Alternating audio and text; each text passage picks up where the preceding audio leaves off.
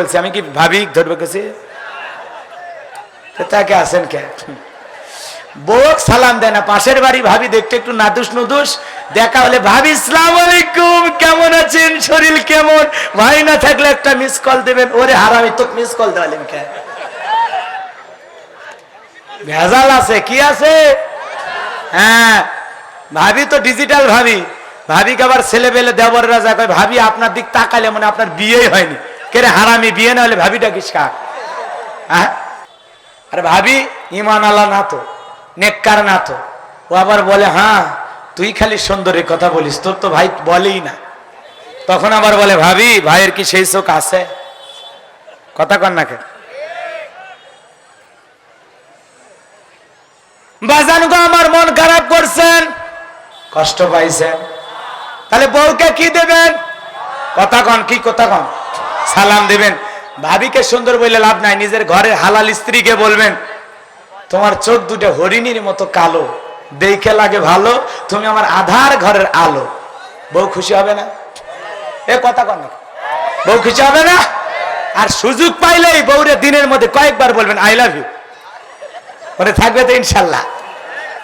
ও বউয়ের চোখ ভালো বলে না, শালিরে দেখলে কয়, শালিরে তোর চোখের দিকে তাকালে ইস আমার হুঁশ থাকে না।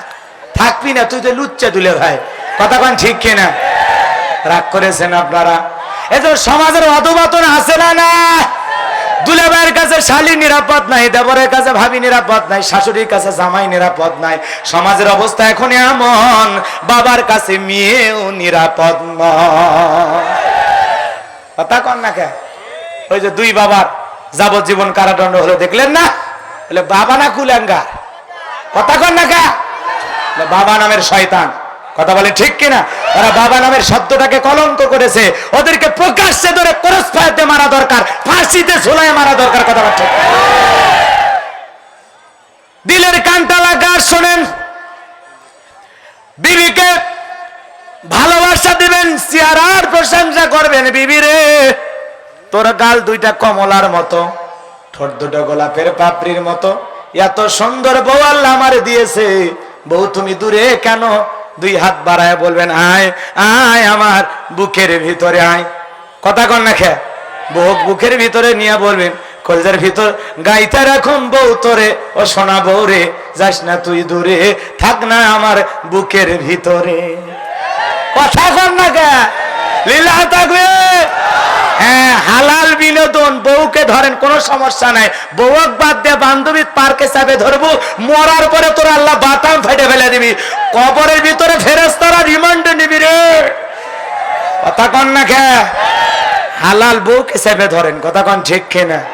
দিলের কানটা লাগা শোনেন, মাঝে মাঝে বিবির রান্না বান্নার প্রশংসা করবেন। বিবিরে, তোমার হাতে রান্না ভালো, কত জায়গায় খাইলাম, কিন্তু তোমার হাতে রান্নার মতো ভালো রান্না কেউ করতে পারে না। বউ খুশি হয়ে রান্না করে দেবে। কথা কন। বিবির কাছে বলেছেন এক গ্লাস পানি দাও, বিবি পানি দিয়েছে।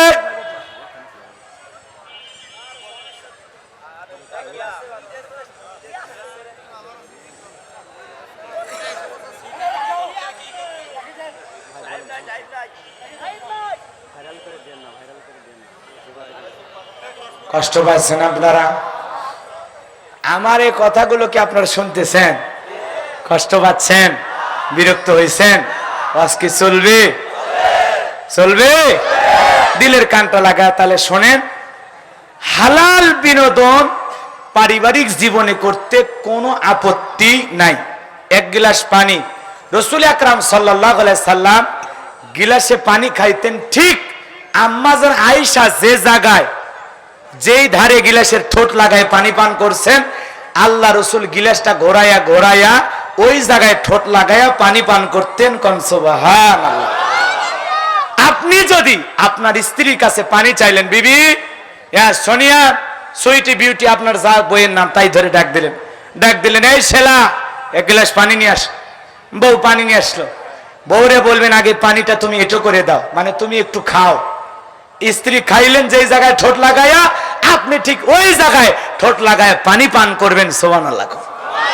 আপনার স্ত্রী যদি এই দৃশ্য দেখে, মনে মনে বলবে স্বামী পাই নাই, পাইছে একটা পাগল, কি যে ভালোবাসে, ওই বউ জীবনে আপনারে রাইখে পরকিয়া করবে। এ কথা কন না কে? এক গ্লাস পানি কা আল্লাহর কাছে হাত তুলে বলবেন, আল্লাহ আমার স্ত্রী 150 বছর হায়াত বাড়ায় দাও।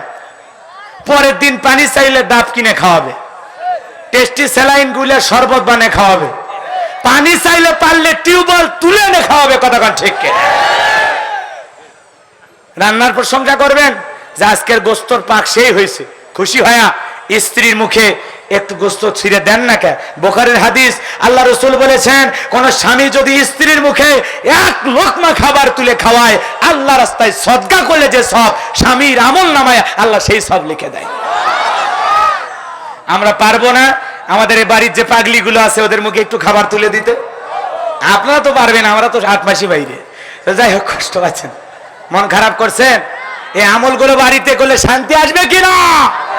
আম্মা জান আয়েশা আরো বলেন, আমি গোস্ত বা হাড় খায় যদি রেখে দিতাম, ওই আমার রেখে দেওয়া হাড় আবার রাসূল পুনরায় নিয়ে চুষা শুরু করতো। সুবহানাল্লাহ, সুবহানাল্লাহ বলেন। কি ভালোবাসা রাসূলের পরিবারে ছিল, ঘরটা মনে হয় ভালোবাসাতে ভরপুর ছিল। সুবহানাল্লাহ। এক কম্বলে নিচে ঘুমাইতেন, এক বালিশে মাথা রাখতেন, এক পাত্রে গোসল করতেন। সুবহানাল্লাহ। তবে আমাদের এক বালিশ নাই, এই শাশুড়িগুলো হলো ষড়যন্ত্রকারী 1 নাম্বার। এই শাশুড়িগুলো বালিশ, শ্বশুর বাড়ির থেকে যখন বালিশ খাতা দেয় তখন 2টা করে দেয়।